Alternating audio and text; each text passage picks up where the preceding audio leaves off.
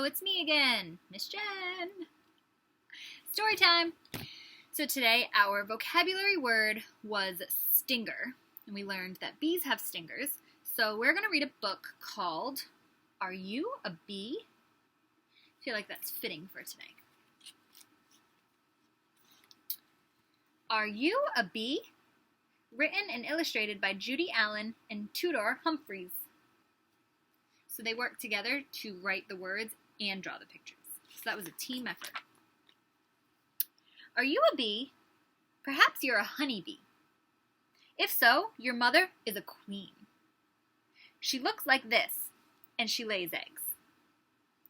So does that mean she's an insect? She has wings. She has 3 feet on one side and 3 feet on the other. So she's got 6 legs, she has a pair of wings, and she lays eggs. Is she an insect? Yup. Your life began inside of one of her eggs. And when you hatch, you are not a pretty sight. You're a larva. So larvae are not very cute as babies. Kind of look like grubs. You're in a small room with 6 walls. It's called a cell. Quick, what shape is this? It has 6 sides. It's a hexagon. Great work. Your older sisters bring food, and you eat it and grow. So your older sisters take care of you when you're a baby. Grow until you fill your cell. So this is the stage. It starts off very tiny, and he keeps eating and eating until he grows so big he fills up the whole cell. And then one of your older sisters puts a wax ceiling on your wall. Interesting. A wax ceiling. I wonder what that will do. Inside your closed cell, you change a lot. When you're ready, chew a hole in the ceiling and climb out. Now you look like a bee. So kind of like how caterpillars stay in their chrysalis until they're ready to transform into a butterfly, it's kind of like what a bee does. He stays inside of his shell until he is formed into a full bee, and then he comes out. You have a hairy body with stripes, 6 legs, and 4 wings. So a bee has 2 sets of wings. You have 2 feelers on your head, which are called antennae, and you have a stinger. You're not alone. You have a few hundred brothers and thousands of sisters.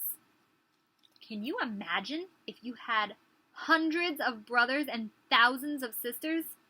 Do you think you'd all be able to live in one house together? You live in a nest built by your older sisters. And your nest might be in a hollow tree. So sometimes nests are inside of the trees where there are holes, and sometimes nests hang on top of branches. Have you ever seen a nest before? A bee's nest? It might hang down from a tree branch, and most likely it will be inside a hive.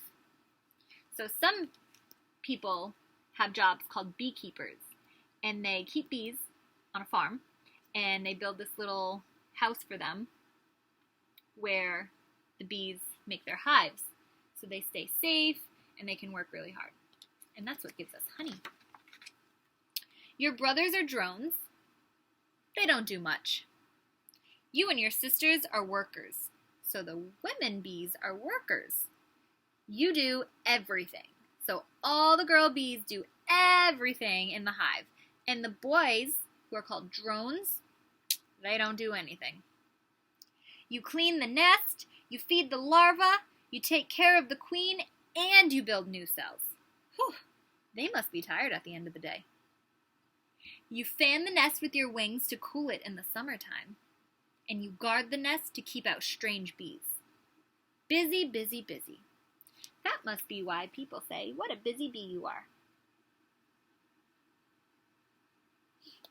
So they protect the hive so other bees don't come in. You can leave the nest to fetch food from flowers, But how will you know where to look? That's a really good question. If you were a bee, a brand new bee, how would you know where to look for food? How would you know that? Your sisters will make up a dance to tell you. So bees communicate by dancing. We communicate mostly with our words because we have voices that we can use. Some people communicate with sign language by using their hands. Bees communicate by dancing. Isn't that fun? Watch the dance carefully, though. But don't worry, you'll understand it. You're a bee. Bees understand dancing.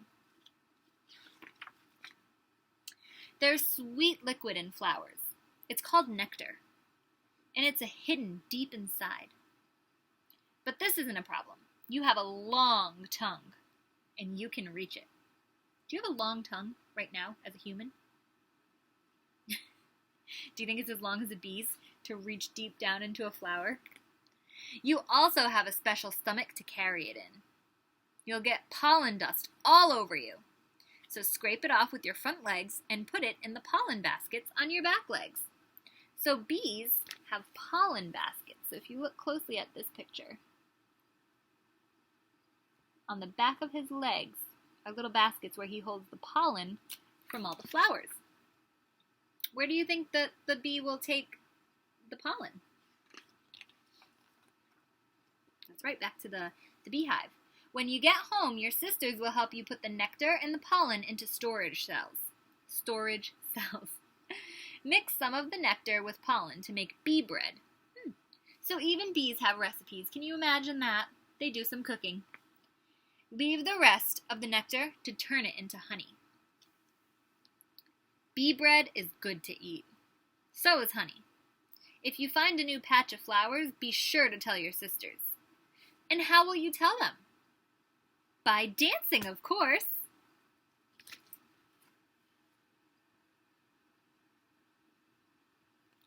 So they're working really hard to fill those cells in the hive. More eggs hatch, and more larvae turn into bees. The nest gets very crowded. Well, what will happen next? What do you think would happen if your house got so crowded with so many brothers and sisters? What would happen? Well, the old queen in the hive, which is your mother, she leaves. She takes you and a lot of your sisters with her. And deep in the nest, a royal larva is hatching. She's in a different kind of cell, and she's fed rich food called royal jelly. And when she becomes a bee, she's a young queen. She flies away and mates with drones from another nest so that she can lay eggs. And when she flies home again, she will be the new queen. So it sounds like the old queen takes some of her workers with her and moves on to a new nest to make space for the new queen and the workers that she'll have. Fly with your sisters. Follow the old queen. Stay together so you're part of a swarm. And when the queen stops, swarm around her. Why do you think that they swarm around the queen when she stops? They do this to protect her so no other bugs can get to her. Now you must build a new nest. But where? Maybe the queen will send scout bees to find a good place. Or maybe a beekeeper, like we talked about before, will find you and take you all to an empty hive. Why is the beekeeper dressed like this? Why do you think a beekeeper dresses like that? Yeah, it's protective gear to keep the beekeeper safe, just in case the bees get a little bit flustered or scared or threatened and they decide to sting. Because sometimes that happens. So the beekeeper has to keep himself or herself protected at all times. However, if your mother looks a little like this, or this, or this, you are not a bee. You are a human child. So now think to yourself. Do you think you're a bumblebee or a human child? You might wish you were a bumblebee, but you are, in fact, a human child. You do not have a hairy body with stripes on it. That's for sure. I don't. You do not have a long tongue. It might be a little bit long, but not long enough to be a bee. And you don't have a stinger. That's right. I don't have one. And I know you don't either, because we've known each other for a while now. I think I'd notice something like that. It's very unlikely that you have hundreds of brothers and thousands of sisters. Most of you in our class have one brother or one sister. Some of you are only children. But you can do a lot of things that bees can't do.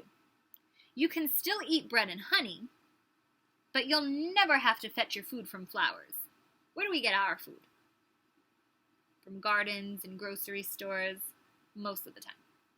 Best of all, you don't have to be busy all day long. Just a little bit, right, when you're working hard for school.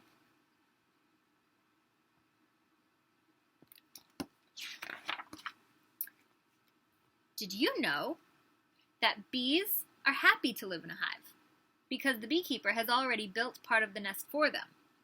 And if bees live in a hollow tree, they have to build the whole nest all by themselves. So that's really helpful of the beekeepers. Did you also know that a worker bee can sting only once? And if it stings, it dies after. But a queen bee can sting many times. That must be her superpower and why she's a queen. Bees also carry pollen from flower to flower on their furry bodies. And the pollen from one flower rubs off onto the other flower and makes seeds, which will grow into new plants. That's pretty cool. They help the world by helping spread the seeds for new flowers to grow. That's what makes the world so beautiful, right? Or one of the things. And also, an average worker bee makes 1.5 teaspoons of honey in her lifetime. So for a bumblebee, that is a lot. But when you look at a teaspoon, in real life, if you go into your kitchen and grab a teaspoon, it's really not that much. So those bees work really hard to make a little bit of honey. But when there's thousands of them and they're all working together, they make a lot. That's why bees work in teams. Because one of them can't do it all by themselves. And there you have it. A little bumblebee flying away with pollen in his baskets. So there's some fun facts about bees. We will be watching a fun little video song. It's a song, but it's a video of a song. And they start to sing the bumblebee song that we all know, the I'm picking up the baby bumblebee. But this one is a little bit different. It's new and it explains why bees are so important. So I really like this video. So I hope you get to watch it. And I will see you tomorrow for Kindergarten Club. I hope you have a great night. I miss you.